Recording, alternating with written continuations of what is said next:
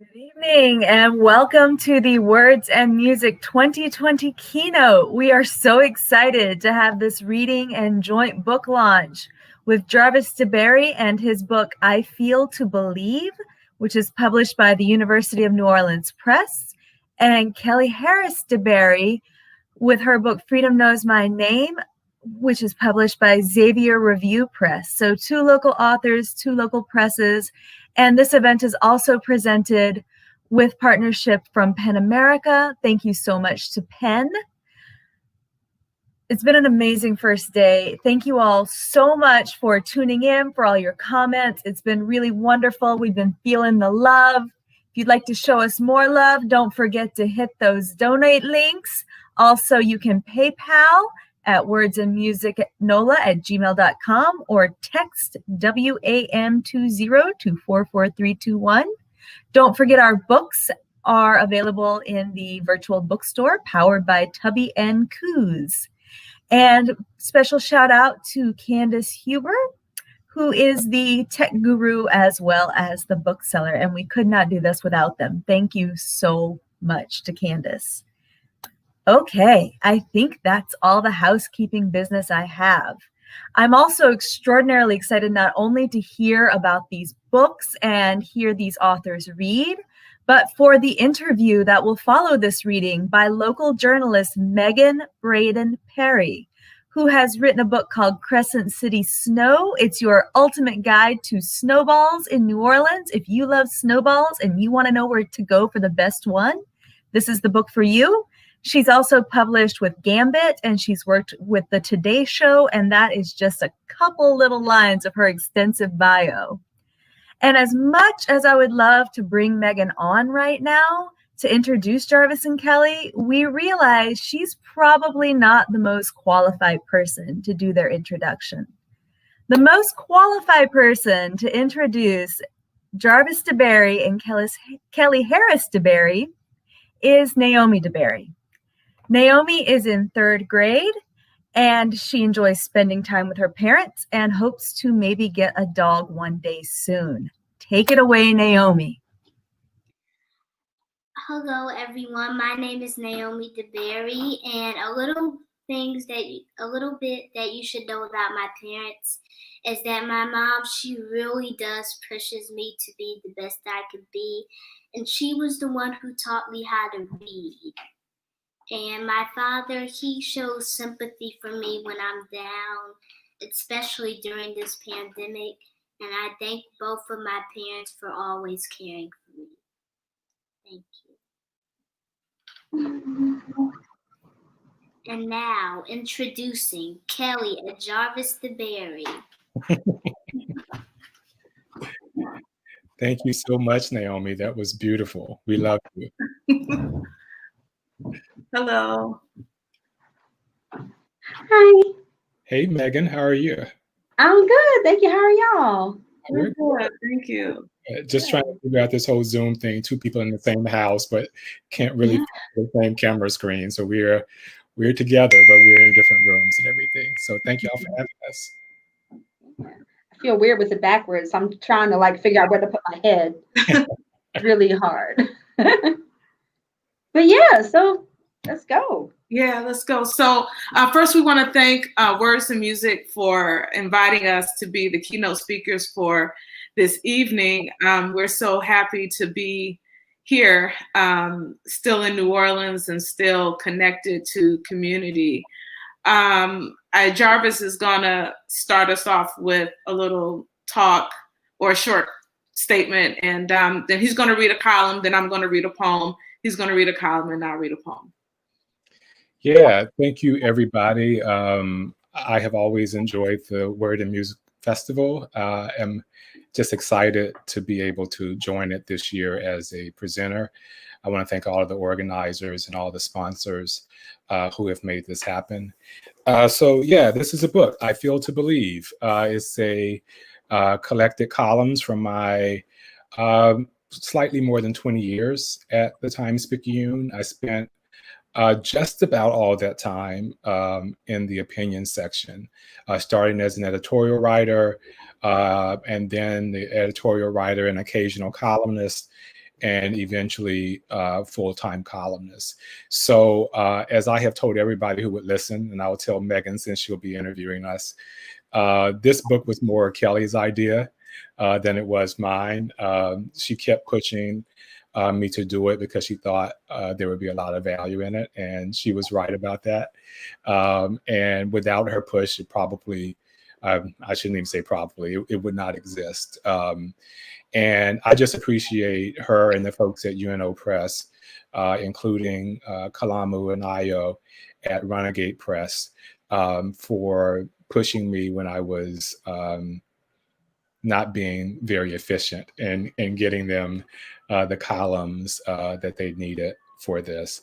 I know I told Megan I was going to read something else, but now since we're going back and forth, I thought I would start with, this is the very first column that I wrote in the Times-Picayune after Hurricane Katrina. And the date is September 16th, 2005. And you should know that right before the storm, I was writing one column a week, and it appeared every Friday in the Times-Picayune. And when the storm hit, it was all hands on deck, and everybody was doing a little bit of everything. And the whole idea of writing columns kind of fell by the wayside. Everybody was whatever the class demanded at that point. So it wasn't until the middle of September that a column from me actually ran again and ran in the newspaper. And this was the first one. And it's called Once You Fall, You'll Never Be the Same, September 16th, 2005. Black people have a phrase for the kind of love that's indistinguishable from stupidity. The person so afflicted is said to have his nose open. If my nose hadn't once been as wide open as a canyon, I may never have set foot in New Orleans. When people ask me how I ended up in New Orleans, I usually say, a job.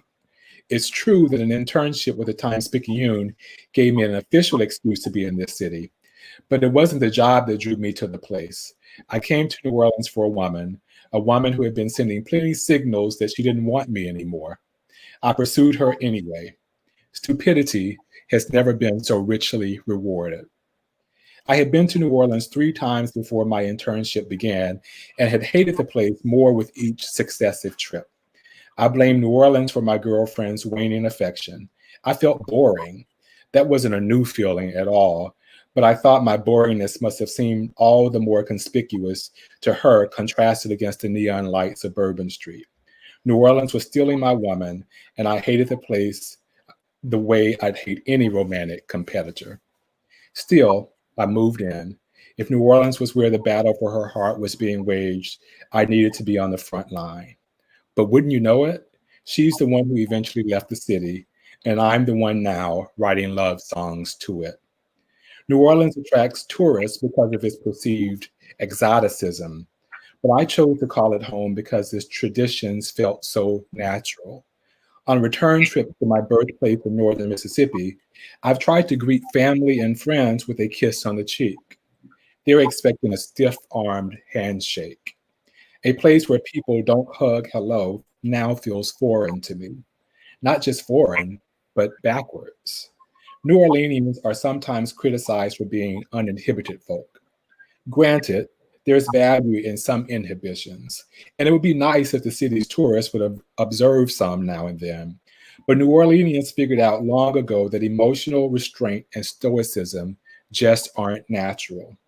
Consequently, grown men aren't afraid to call other grown men baby, and mourners can dance at a relative's funeral without fear of being thought undignified. In fact, there's a greater chance they'd be talked about if they didn't dance.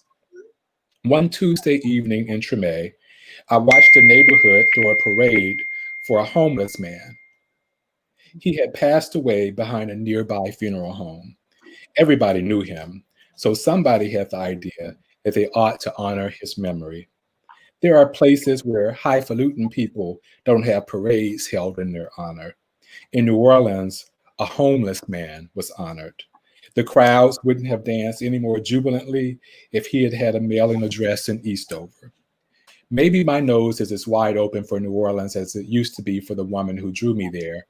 But when I stood in Treme last week, I found myself silently agreeing with residents who were defying Mayor Ray Nagin's order to leave town. If I leave New Orleans, where the hell am I going to be after that? A stalwart Robert Thomas asked me. I interpreted his question two ways. He wanted to know to which mystery location he'd be shipped if he consented to leave.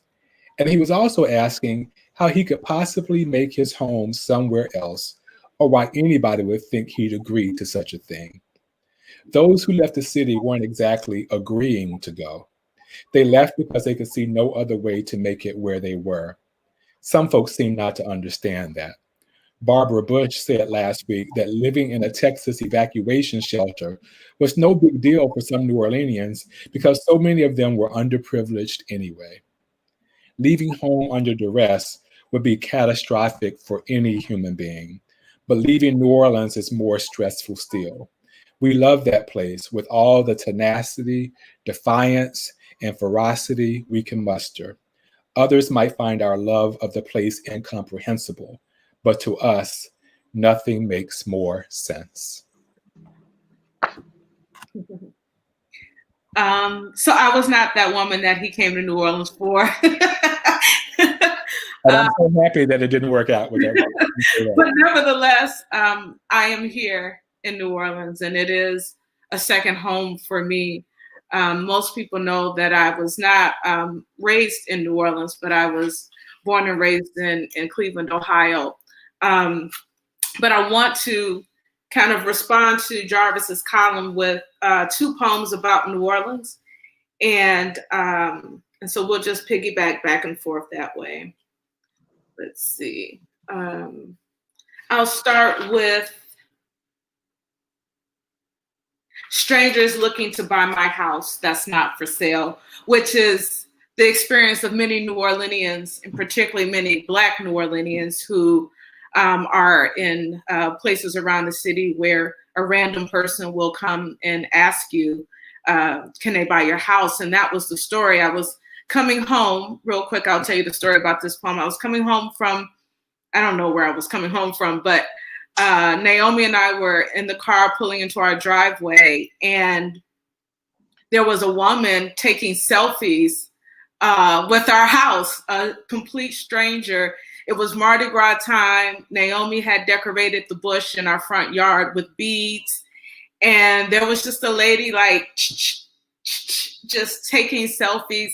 And I'm looking at her through my window like, I know she sees me. I know she's going to leave. I know she must feel some kind of shame about this. But no, she just kept on. And yeah. And so I can't say everything that I said to her, but it did inspire this poem. And in the book, the poem, you probably can't see it, but in the poem, the book, the poem is structured like a neighborhood. They don't ask, they don't knock, they drive down your block to see what you got. They measure your grass, moving fast. By the time that you look, it's already took. Erase what you had, make it brand new. Upscale all the foods, appropriate you. Sell all the schools, cheat on the scores. Blame all the kids, corporate biz. They don't ask, they don't knock. They drive down your block to see what you got. They come for the culture, take it all over, make you a stranger, displace all your neighbors. They don't ask, they don't knock. They drive down your block to see what you got. They call it organic, say it's for good. They hide the oppression, then call it progression. Savior complex, inner city checks, grant statistics, police at my door for looking suspicious. They don't ask, they don't knock, they drive down your block to see what you got.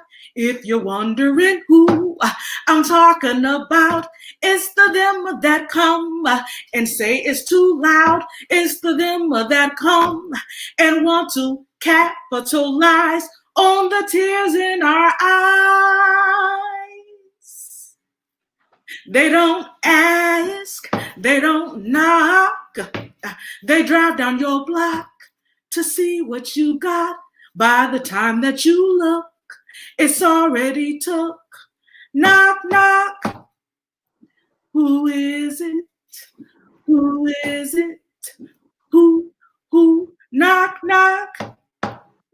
Who is it? Who is it? Who?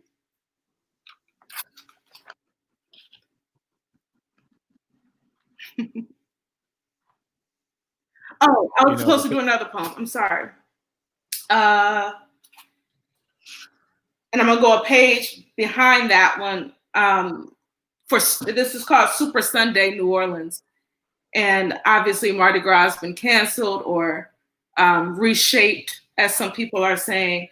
But this is for the people of New Orleans who have captured my heart, and Naomi's. And Naomi for sure. Black people, ordinary royalty, crown themselves in bold-faced streets, tip their heads back into unpredictable skies, dance between bad days and bright feathers, gold teeth, sweaty women squat low and nest on this unbreakable city, burdens laid down under the bridge, on a porch, on a rooftop is how you fly away for a moment, a lifetime. Trumpets and trombones point back at God. This is the sound of the people who came through bloody waters, afloat on faith and ancient drums, dancing to remember how to unchain the body, return it to the sea of freedom. Look at this Sunday, unspeakable joy, all the glory, all the footwork.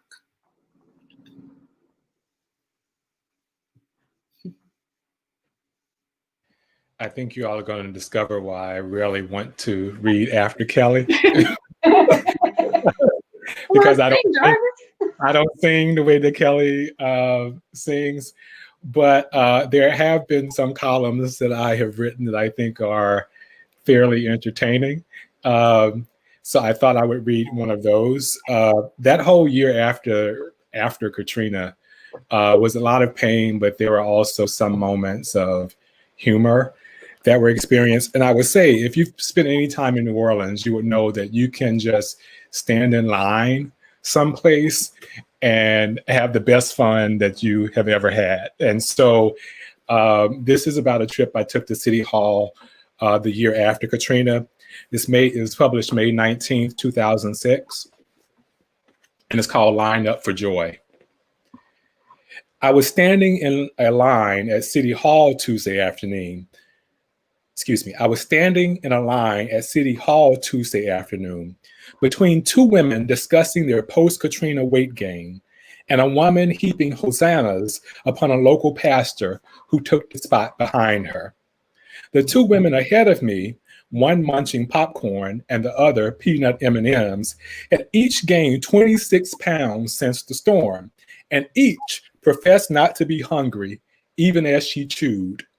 The woman behind me was saying, "You're a blessed man," as the pastor reached in his suit jacket, removed a white face cloth, and wiped his face and brow. It wasn't hot, but he was a preacher. The lady addressed him by his name, and when he asked hers, she exclaimed, "Blessed and highly favored, that's my name too." Her use of the word too made the preacher think he and she shared the same name, but she corrected him. "Blessed and highly favored is her name," she said. He wiped his face, a prolonged wipe. The time was 12:50 p.m., and the five of us were lined up outside door 1W37 to pay or challenge bills we'd received for city services. Alpat, a Slidell collection agency, had sent me notice that the $13 I owed the city for a past due sanitation bill had been turned over for collection.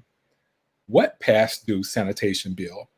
A sign said the office closes for the lunch hour, and when the door opened at 12:55, the women ahead of me perked up.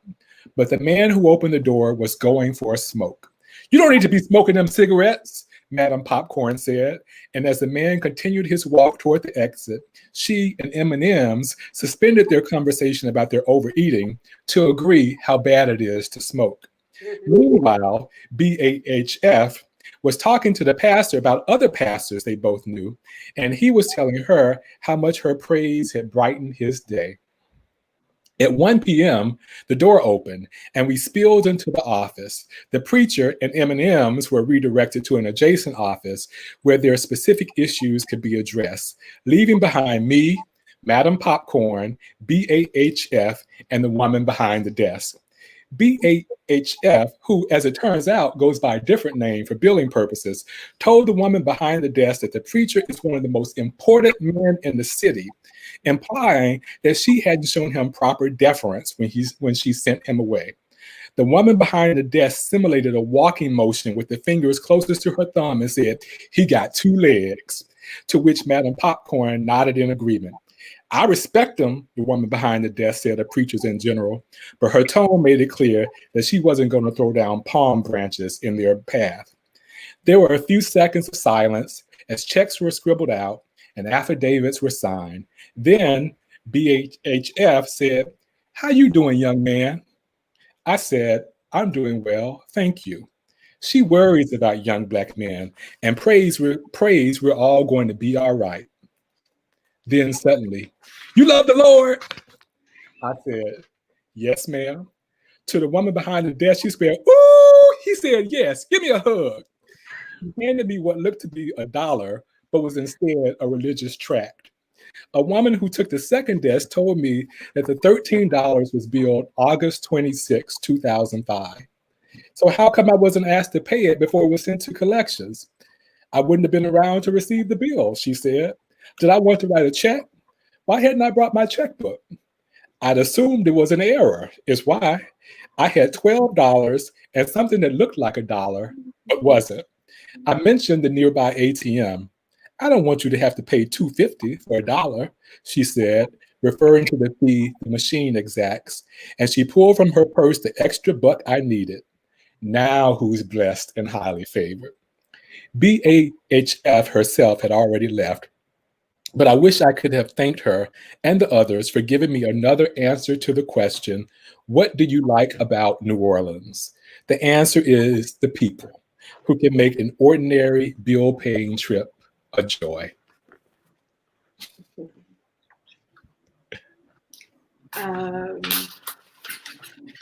So I'm going to shift a little bit and go back, as they say, to my roots.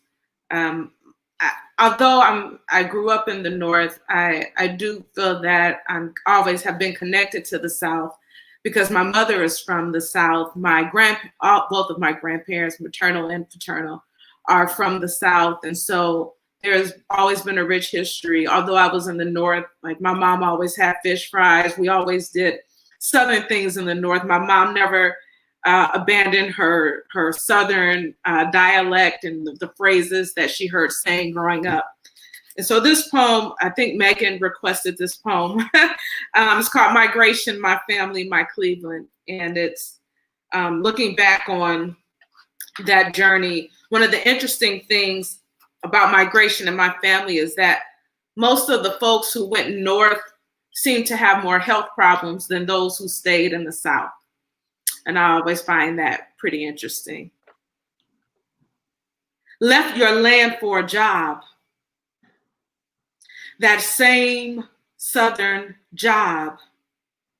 The always job of surviving white folks. Working hard ain't never impressed them. Why a farmer like you go north? The land is hitched to steel and light and tight-lipped mornings.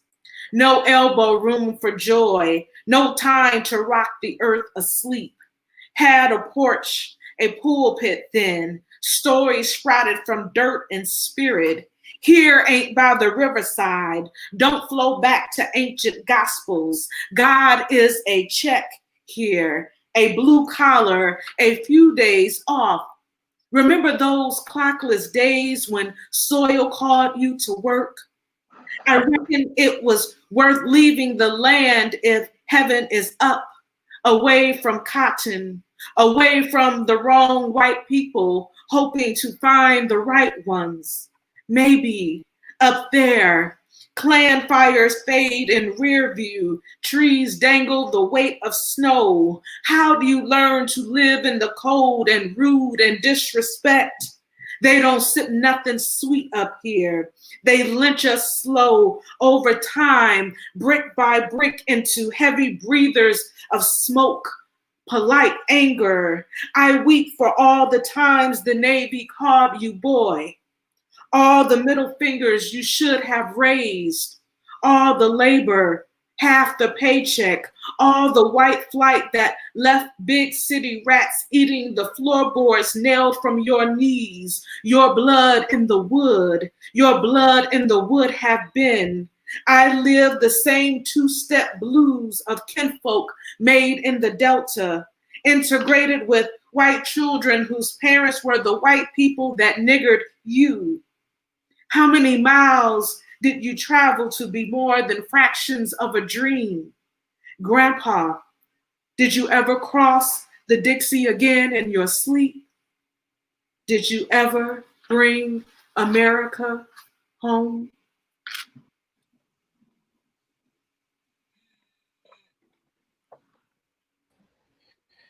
And I am going to read now. I told Megan that I wanted to do kind of a kind of emotional gamut, and not all of my columns are whimsical or humorous. This one, if everybody who's been spending any time in New Orleans in the last 5 years will remember the huge and noisy and sometimes dangerous fight about Confederate monuments in the city.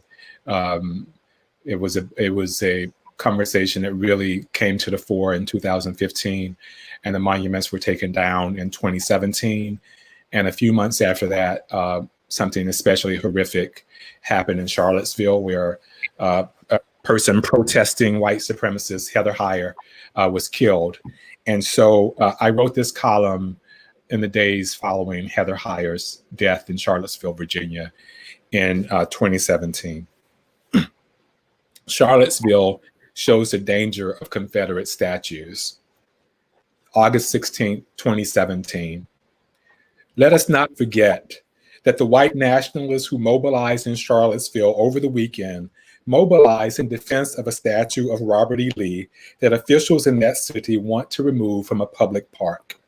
A young woman is dead because somebody who rallied to defend the graven image of a defeated general ran over her with a car. 19 others were injured for the same abominable reason. There should be no more debating about whether these monuments that blight the South are actually white supremacist monuments. Their defenders have loudly objected to that characterization. But it should be plain now to them and to everybody else that white supremacist monuments are what they were meant to be. It's what they are, and it's why they must be removed. All those who spoke up to defend Confederate monuments in New Orleans should be ashamed of themselves now. Charlottesville illustrates for them the side that they picked, the side of racism, the side of white nationalism, the side of violence, the side of murder. And to be sure, it was clear all the time that those statues represented that side, no matter how many so-called respectable people told us otherwise. Over And over again, Black people said, these things are an offense. They cause us great pain. They were meant to terrorize us, to keep us in our place, to remind us of who's in charge, to mock what was then our forced subservience. But nah, supporters of the monuments to the White League and Jefferson Davis and PGT Beauregard and Lee wanted to make it an academic exercise. They wanted to talk about slippery slopes and the erasure of history. They wanted to prattle on about how people fighting for the preservation of slavery were not racist, but how some who fought for abolition were. They dared to compare the people wanting these obnoxious monuments removed to the Islamic State, even as the monuments were being defended and valorized by America's own terrorist groups.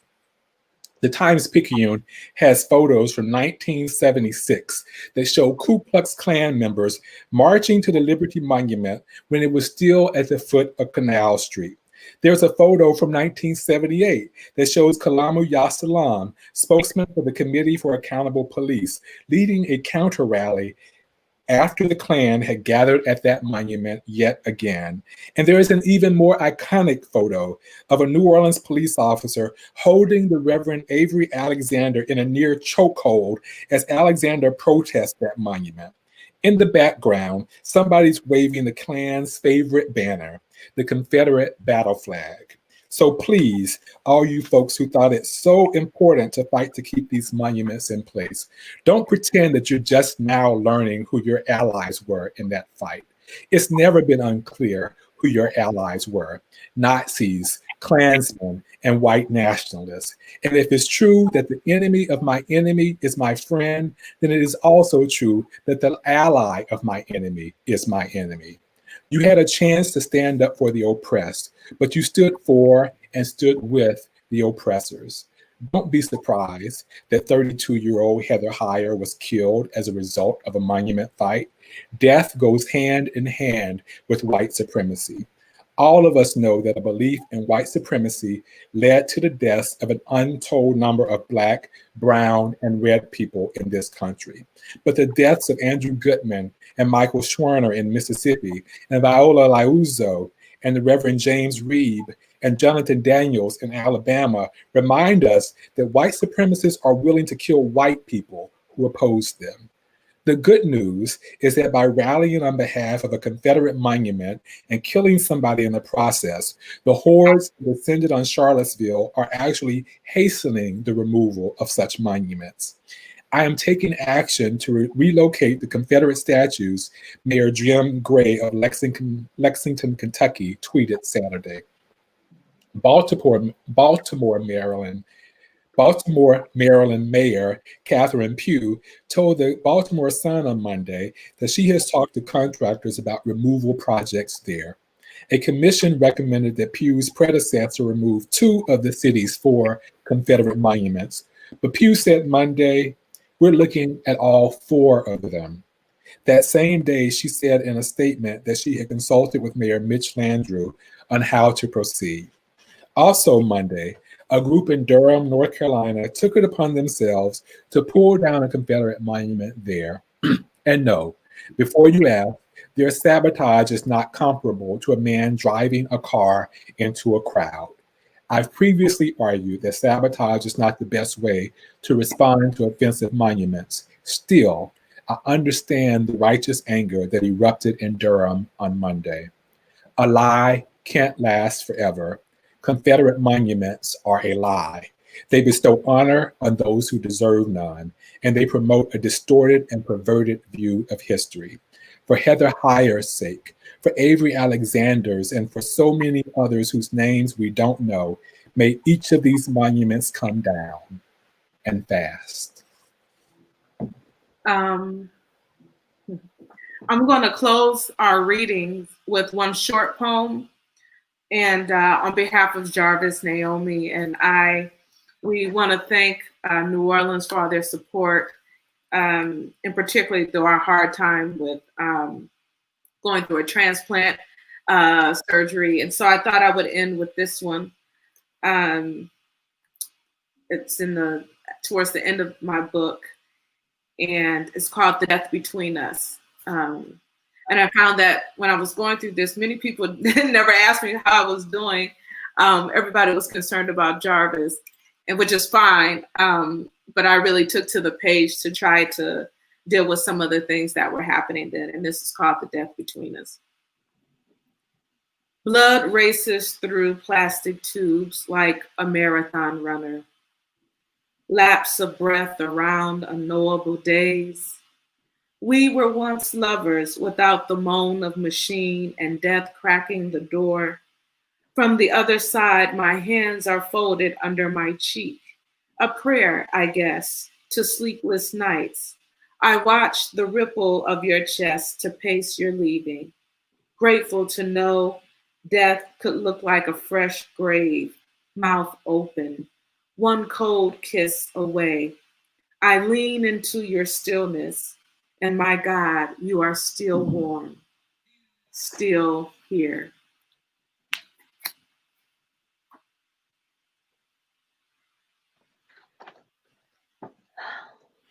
Well, I guess that's my cue. That is your cue. Hi. Well, oh my gosh. First of all, thank you so much. Let me just make sure I can see. This is so weird because it's backwards. I don't even know how to. Okay. This seems fine. I don't know.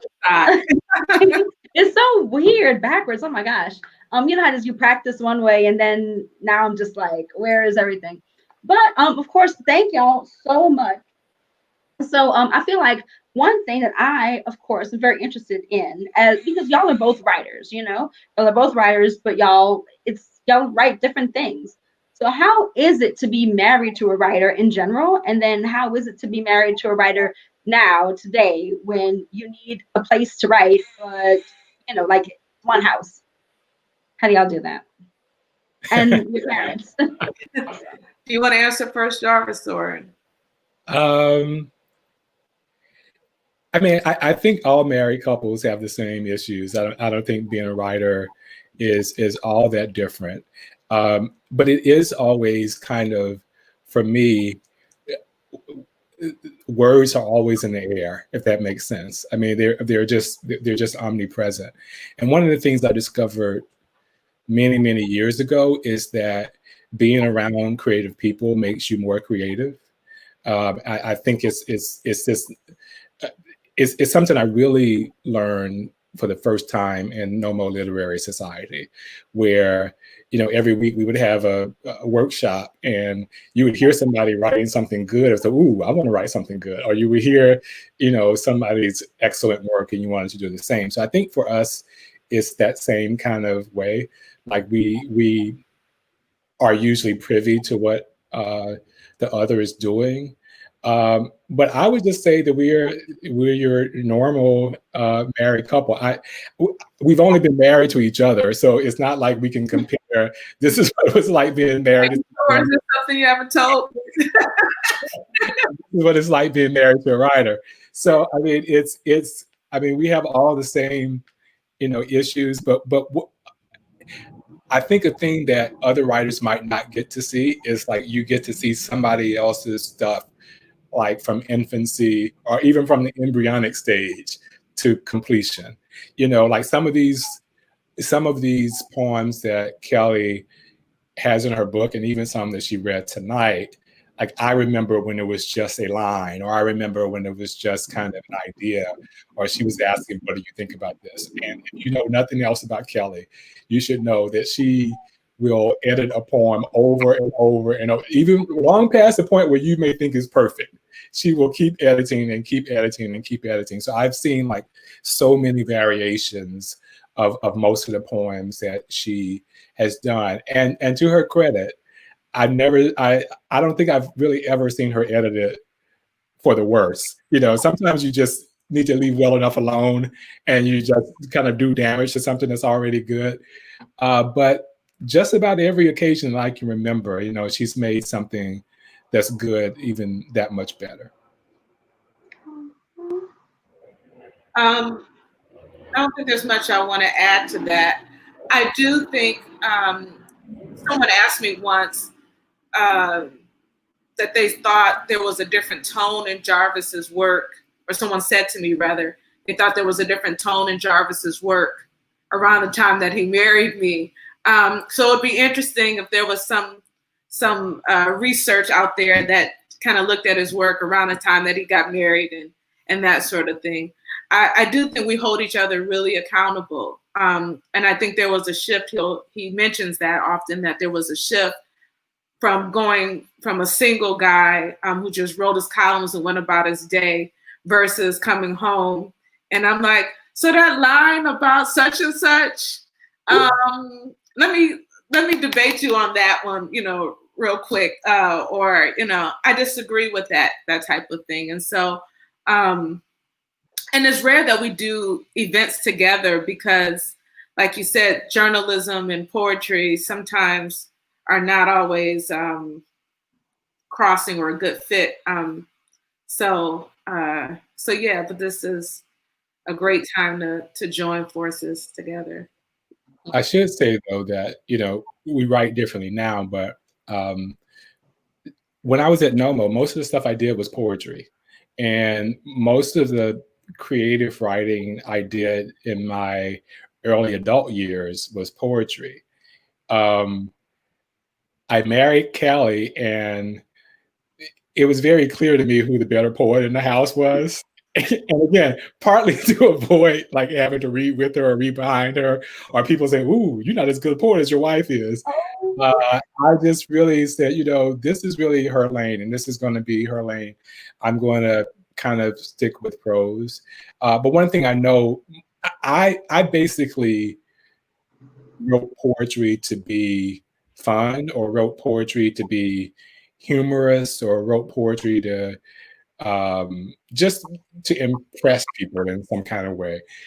Kelly was much like deeper into it as a craft and as a vocation than I was. And, I peeped that game very early on, that, she was a lot, like very seriously dedicated to that craft. And I should note, we should shout out Cave Canem, which is where we met, which is the poetry fellowship, one of the great poetry fellowships in the country. So yeah. Oh my gosh, that's so sweet, y'all. That's super sweet. I have a question I want to say for Kelly. So I mean, it's obviously for both of y'all, but like right now I'm thinking about Kelly. So your book, so there's like all this like technology stuff attached to it. Like, you can scan for the audiobook, and then I was on your website, and you have all these things on your website. You're telling people to go to the website. You have like a little email, you have an email blast that you do. So I feel like a lot of people, especially now, people think, okay, what do I do? What do I do to sell my work? Especially now. I guess, what advice would you have for somebody about taking poetry to this like technological level and work in general? Yeah. I didn't know if it was possible to do what I did. I just had the idea to do it, and consulted some techies, and they were like, yeah, you can do that. So for those that are out there, there is a book, but there's also an audio album embedded in this book. And so I've had people tell me one guy was telling me he was cutting his grass and listening to the book. So you basically get a book and you get a reading with the book. And I didn't know at the time that we were going to be in a pandemic when this was being created, but I have found that it has really helped to create multiple lanes for the book. But I would say to anyone that for me personally, I try to be innovative. And so it's not just enough for me personally to just do something. I have to try to do something and push the limits of myself. And that's what I did with this book. So I would say to people, like, you don't have to do it the traditional way. Find creative ways and partnerships. I'm going to be partnering with a wine company. They're going to be pairing wines with some of the poems. And so that's exciting, and some other things. Which company? Can we know?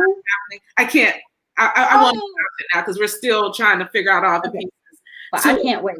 Yeah, we're almost there. So like the grown women conversation poem in the book, you gotta probably have a strong drink for that one. But So those are just some of the things that I think about. But I come from entrepreneurs, and I often think about my art from an entrepreneur perspective. And so you see some of that in this project.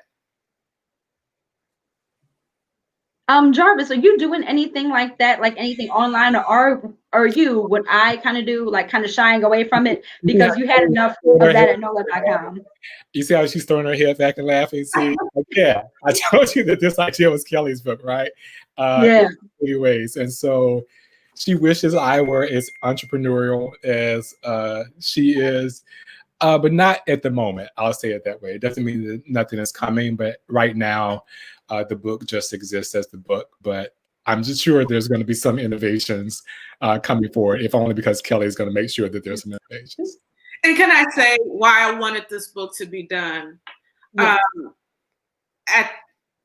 Jarvis had been dealing with kidney 12 years. We had been married, and it was important to me that if things went totally south, yes, that Naomi had some kind of record of what her father stood for and what his stances were on issues. And I said, for nothing else, do this book for Naomi. And so as he was getting sicker at different points, I saw him softening to the idea. And so I think it was really Naomi's, I think he really did it for Naomi. He says, I had the idea, but it was really Naomi that probably sealed the deal. Oh my goodness. And that's awesome. Speaking of Naomi, I wanted to mention that one thing I love about Naomi, I've only met her a few times, is that she's herself, and I feel like it's so easy to just be, just to kind of corral your kids into whatever. But Naomi is herself. She is like this tiny little New Orleans woman. I love that about her. And I wanted to mention, Kelly, in one of your poems, Weird Am I, for Naomi. I love that poem because you're just like, hey, people call you weird. People, but how could they know the word for your light? What does it say? One part that I like, it says, who knows? Again, I'm no poet. I cannot sing like Kelly. But at the end, it says, who knows if you're good weird or bad weird? Could be you, most worthy, wonderful, called out its name. So tell me more about, parenting, I guess, now and in general, what kind of special things do y'all do with Naomi, who is, like I said, she's her own being. I love that about her. I think the interesting thing about her, she's both really old school, really old school. Naomi, what were you singing the other day, today? I think it was a Roberta Flack song, and it's where are you singing? Where did you get that from? And then she can go from that to second lining and dropping it to a point where I'm like, hold on, wait a minute, come up, She got that New Orleans vibe with her too, But she really, truly is her own person. I credit, we just have been blessed with her. But she's also a community baby, and that we're a community family, and that's really who we are. We don't have any family in the city. And it has been the people of New Orleans that have taken care of us, who have not only helped raise Naomi, but helped raise us in our marriage as well. So, we're excited to see what will come of Naomi. She's looking at me as I'm talking about her and making sure that I'm saying the right things, that I get it right. That's right. And I wanted to ask one more. I want to ask a lot more. What happened? Was I breaking up? Can y'all hear me now? Yeah, Jarvis, were you going to say something? Oh yeah. No, I'm good. No, please go. I'm sorry. No, I was just going to say to Kelly's earlier point that at a certain points the columns themselves became not just this collection, but every column I wrote, the columns that I were most afraid to write were the columns that I had to ask myself when Naomi is an adult and she wonders what her dad thought about this position.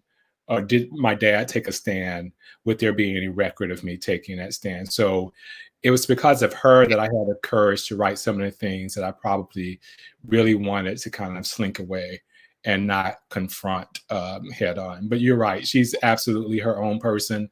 Part of our role as parents has been just to nudge her in the right direction and to trust her instincts, that she knows what she likes and she knows what she wants, and just to kind of put protective arms around her, but just to let her explore the world as she sees fit to do so. Oh, sweet little Naomi. And I wanted to talk about the Black tax, because speaking of, like, how you said in your column, Jarvis, that you were, you wanted to make sure that it's something that you can be proud of at the end of the day. Yeah. So one of your columns I loved is columnist worthy of the title, Can't Be Afraid of Upsetting Someone. Yeah. And to me, when I'm reading that, I think also about parallel to Kelly's poem. Where is it? The Kelly's poem, Women Listening to Acclaimed Poet. There is a Black text. How do y'all handle that? Because there are things that we can't exactly get away with that other people can. Yeah. I would say if first, when I started writing a column, I just was naive and idealistic. And I was thinking that, if somebody was really, really upset with me about something, they were upset with me because of the position that I had on whatever issue it was. I slowly came to realize that some people were mad at me because I held the position, period. Like, I had this job. Like, I was a columnist writing for the Times-Picayune. And so it wasn't my positions that they disagreed with. It was my position, the job that I had, and my very existence. And once I realized that they're going to be mad just at me for existing, at that point, it was just like this kind of, freeing kind of moment, because it's like, okay, I don't have to try to please you, because you can't be pleased. And, I'm just going to try to do, the best thing that I can do. The other burden is, I would love to be in any city in the United States where every city has multiple Black columnists. And there is not some one burden on one person's shoulders to be, quote unquote, the Black columnist. But that is how it is in just about every city that you go into in this country. You have 6, 7, in some papers, 6, 7 different white columnists and one Black person who's supposed to be the Black columnist. And that will always be unfair, because put a bunch of Black people in a room and you will always hear an argument about something, but yet there's supposed to be this attitude that, you can have a Black columnist to speak for everybody. And so I had to accept the kind of burden of being, quote unquote, the Black columnist, but also be resistant to it, and also be of the mind that I don't profess to speak for everybody, but I do know that all these Black people at least are looking for me to at least be some kind of representation, if not exactly the person that they always agree with. I'm gonna go a different angle with the Black tax and call it the wife tax. When I first was married to Jarvis, I remember people didn't know who I was. They didn't know I was married to him, and I would overhear things, people talking in the city, mad about a column that he wrote. And there were times that people would confront me. I remember getting confronted in Rouse's one time about one of Jarvis's columns, and I was like, I didn't write that column, And there were times that I would see what he was writing. He would never really tell me what he was going to write about, but oftentimes I would just be as surprised as when people open up the paper. And so I would, look early on, so I would know kind of what my day might look like if I, engage someone. So I think that was, something that people may not know. The other thing is, hard for me early on to figure out kind of the lay of the land. I found that some people were really excited when they found out I was married to Jarvis because they, wanted their bake sale in the paper, or, can he come be the speaker for this or that? But there was always this kind of other tax where sometimes even Black folks would say they would try to lean on me to lean on him and that kind of thing. So an interesting life. But yeah. Yeah, I was gonna ask something, and then and Jarvis is gone. There was something I was gonna ask, and I completely forgot. Just that fast.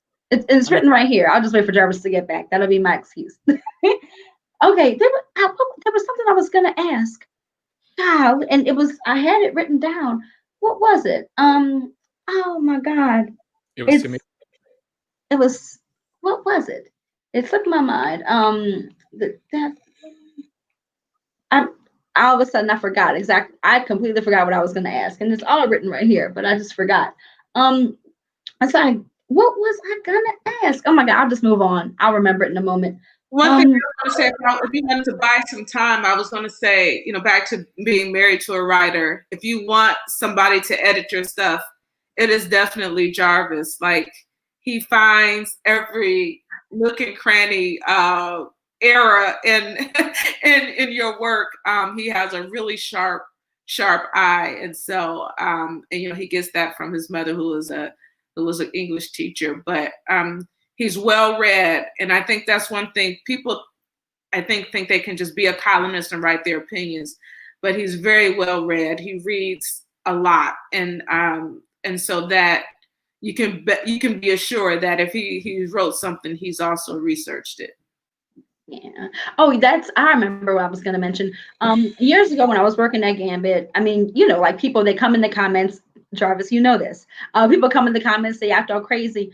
I remember I would talk to my editor, and he was like, well, Megan, you love Jarvis, and this happens to him all the time. And I'm like, but I'm not Jarvis. Like, I can't, I don't know how, but like you said, once you realize they're going to dislike me anyway, you might as well just go and just do it. I also wanted to know, what are y'all reading now? Are y'all reading anything interesting or new or? Yeah, right now I'm reading Marlon James's novel, A Brief History of Seven Killings, which is basically this amazing novel that's centered around the assassination attempt of Bob Marley in 1970s Jamaica. And it revolves around members of the CIA, these various gang members in Kingston. And it's just this really, really wonderfully told novel, like I said, set in 1970s Jamaica. So it's a really wonderful work.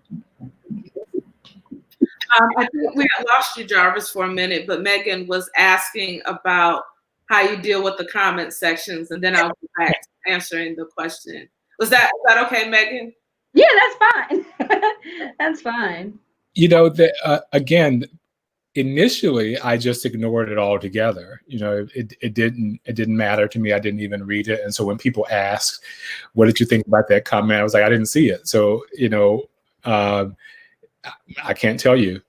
Then at a certain point, there was this theory, it's since been disproved, I think, that if the writers themselves entered the comment section, that would somehow humanize the people, and it would show others that really and often. Yeah, that we're all real people and we're not, that didn't work very well either.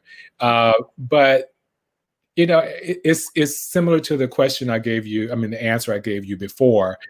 When you realize that people are going to be really upset no matter what, and I would often, Kelly thinks I'm like, firmly in like the civil rights world, but sometimes I would do these little experiments where I would just float out opinions by Martin Luther King, which all these people would profess to love.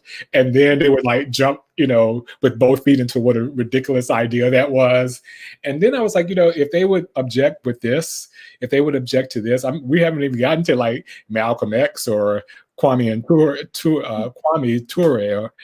So, those kinds of things just let you know that people right out there right now, the critical thinking is near absent, and people are out there in the comment section strictly to take sides. And they have the people that they think are on their side and the people they think are not on their side. And the whole exercise, it's not academic, it's not philosophical, it's not critical thinking or intelligent. It's basically to say, this is my side, you're on the opposite side, therefore you suck. That's basically what the comment section has become.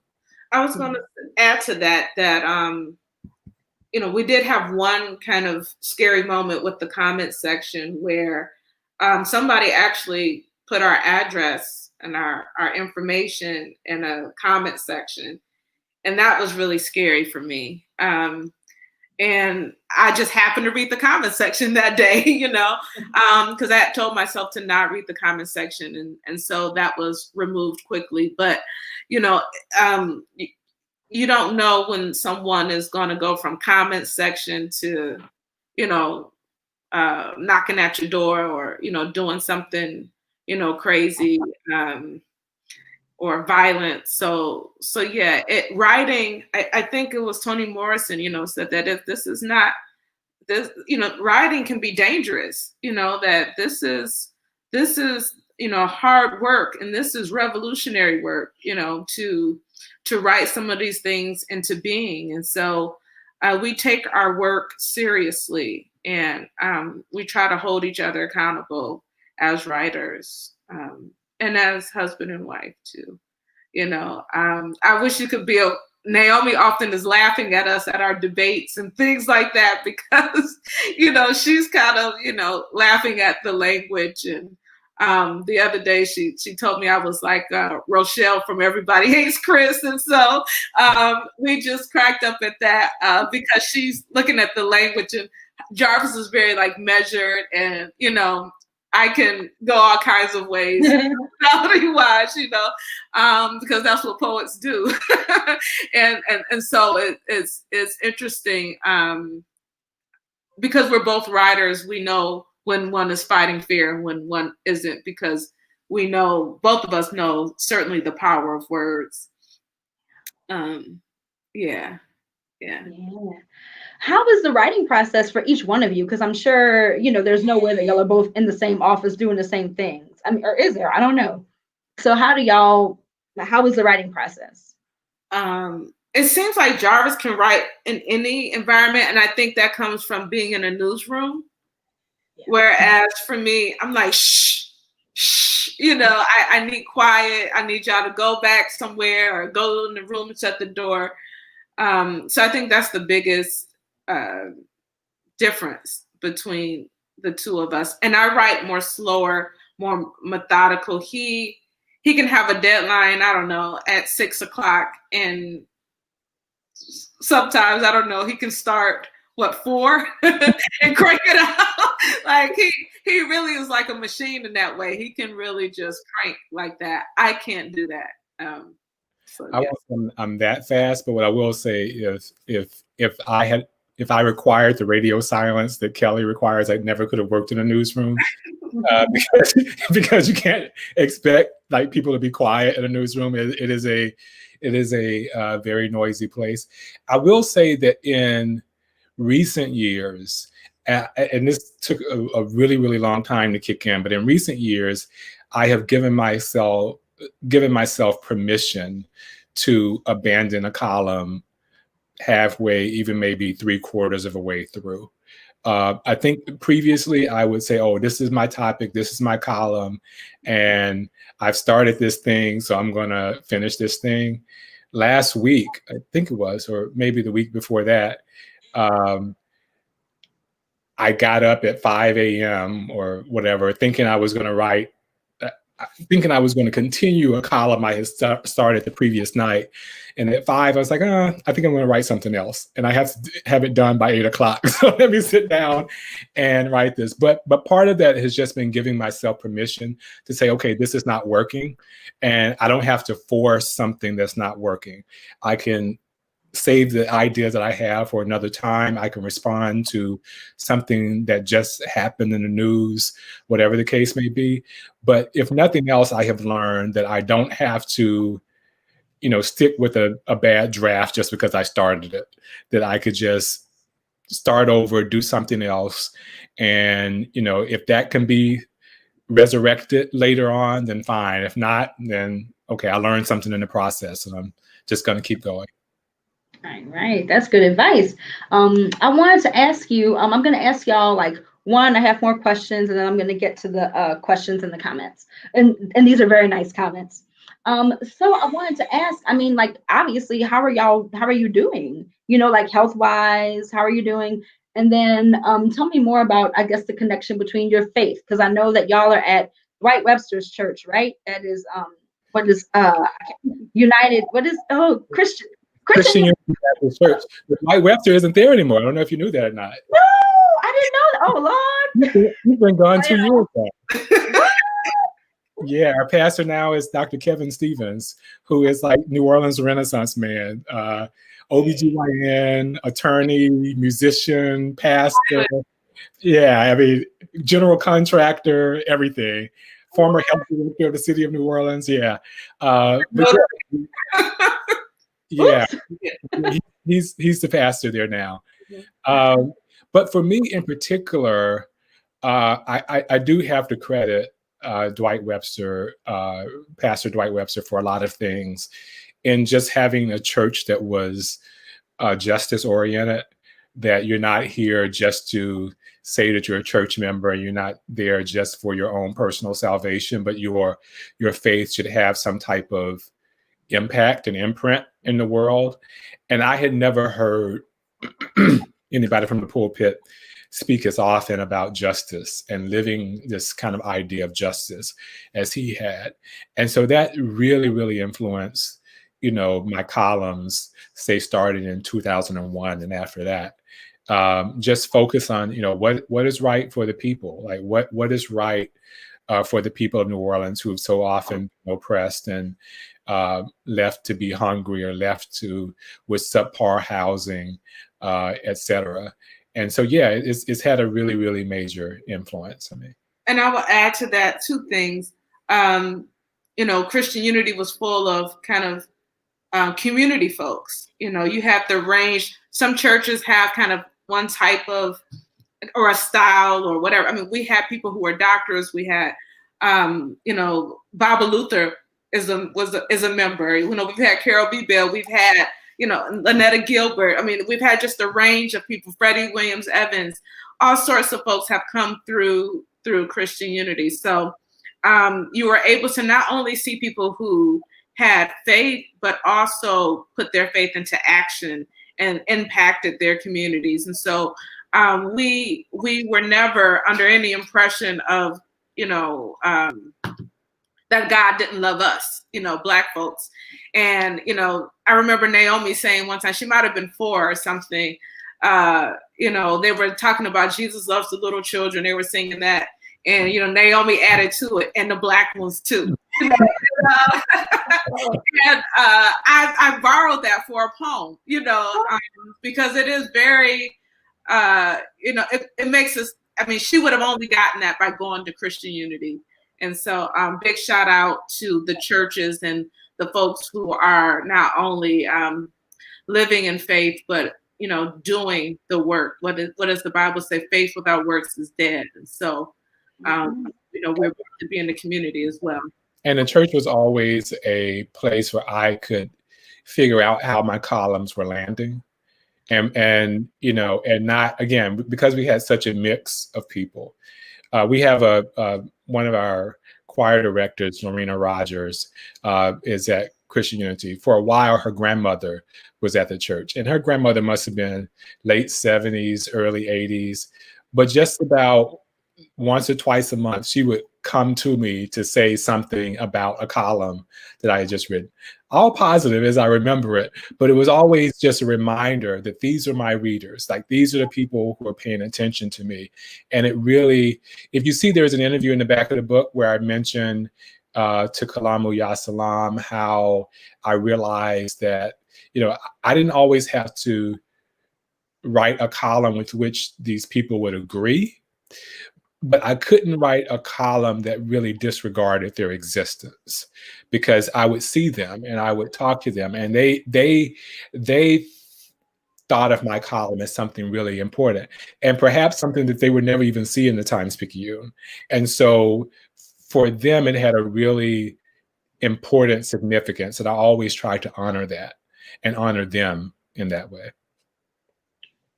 And so we have, I don't know, I don't see questions, but you said there were questions. I'm sorry. Yeah, they do have a few. And real quick before the questions, I want to just in case, I want to know where can people find, where can people connect with you online? And then I'll ask the questions after. That way, in case anybody else has a question, they can think about it and type it right now. So where can we find you, find your work, all that? So I'm Kelly. KellyHD.com. KellyHD.com. And I'm there. And the book is, I think they dropped some links on how to find the book. You can buy it on my website. You can get it through Xavier Review Press as well. And, and Amazon, we can't help that. But yeah, so, and I think it might also be in the bookstore, the online bookstore somewhere. I can't see all the other comments, but I'm sure they're dropping links inside of the box.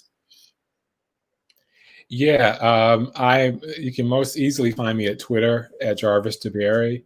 My website, jarvisdeberry.com, is still rather empty, and Kelly's going to give me the side eye when I say that. I know. But you can find the books at Community Book Center. Say hey to Miss Vera and Mama Jennifer when you go over there. I know it's also at Octavia. You can buy directly from UNO Press and any other online seller. As Kelly said, they're real. They are the big giants out there. But if you're in New Orleans, I would strongly recommend that you patronize small businesses, especially during a time where so many people have faced so many restrictions. So Community Book Center is a big part of our heart, and we love the people there, and they have actually shown so much love to us. So if you are deciding where to buy locally, we would definitely steer you that way. Also, people have often asked me where are your columns now. So I'm switching roles a little bit. Where can they read your columns? Yes, I am now the editor of the Louisiana Illuminator. You can find us online at lailluminator.com. I have a weekly column there. And yeah, follow us. You can, easiest way, if you can't remember that, is just to follow me on Twitter at Jarvis DeBerry, and you'll see a link there. Thank you. Thank you, guys. I guess let's get started with the questions in the comments. Are we able to do that? Where'd they go? I feel like something went away. Oh, there it is. All right, can y'all see those? Yes. Okay. The question is, well, why don't you read the question, Megan? Okay, I don't mind. Okay.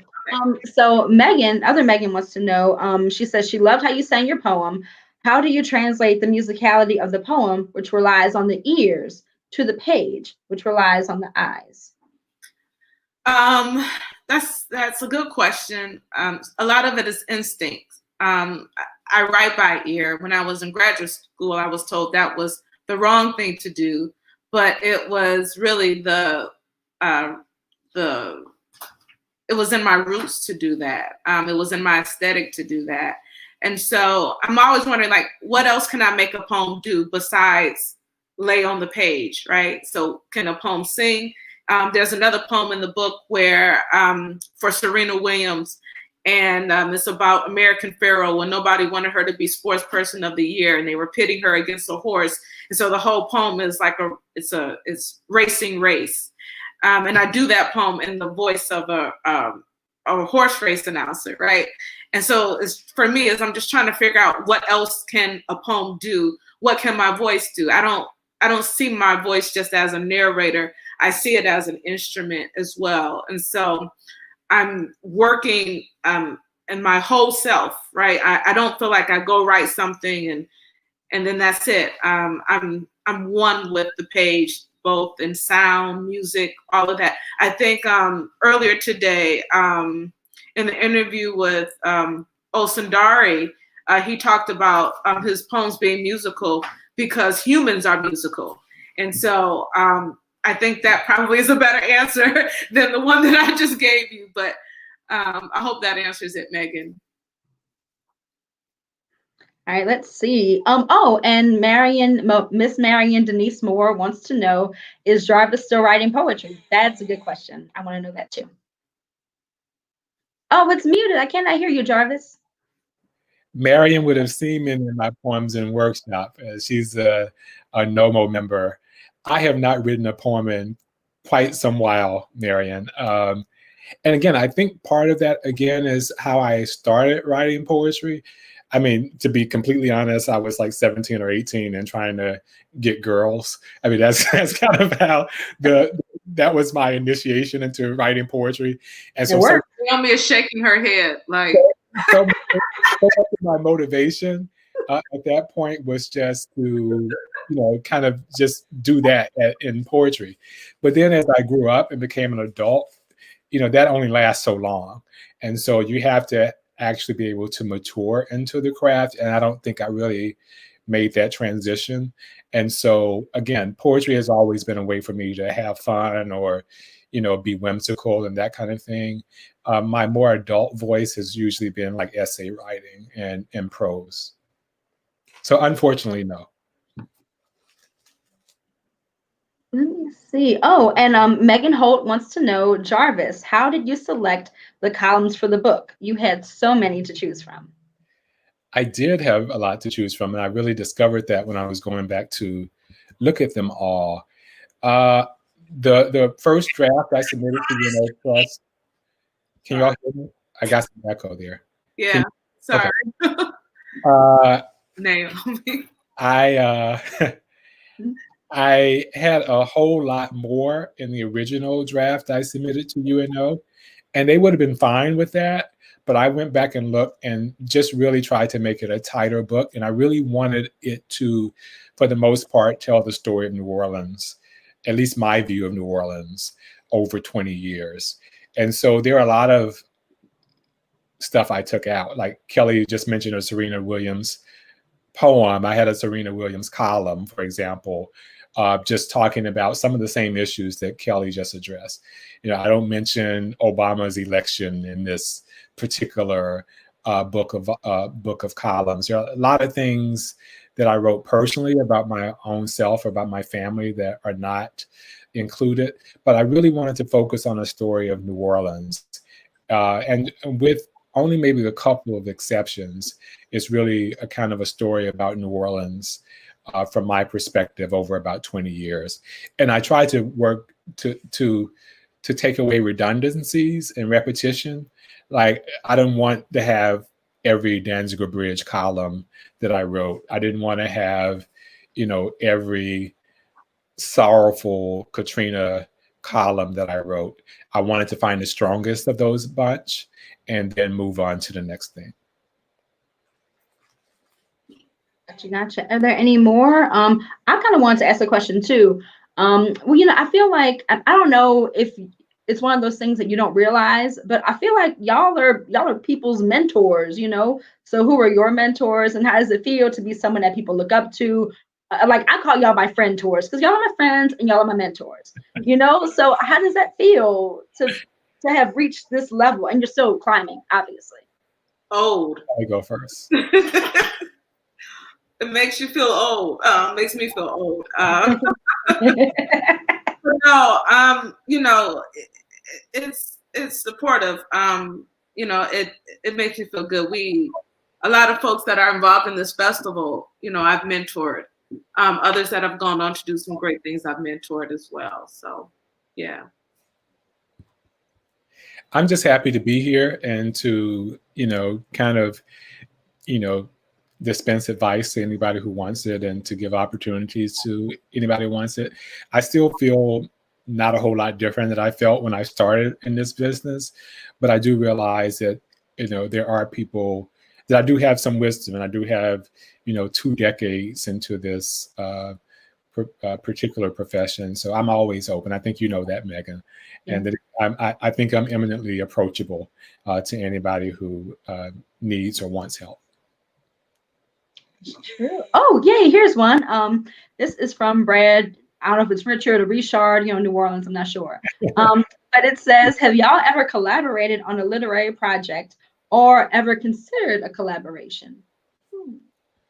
the short answer would be no, we haven't collaborated other than us editing each other's work, and maybe there'll be some project in the future. Cool. I guess it seems like that's it for questions. Do y'all have anything y'all want to, kind of close it out with, or does Naomi want to say anything? Just say bye-bye. Taking no chance. Thank you for the music festival. Thank you everybody for watching. We appreciate it, and thank you all. Thank you So much for having us. See y'all.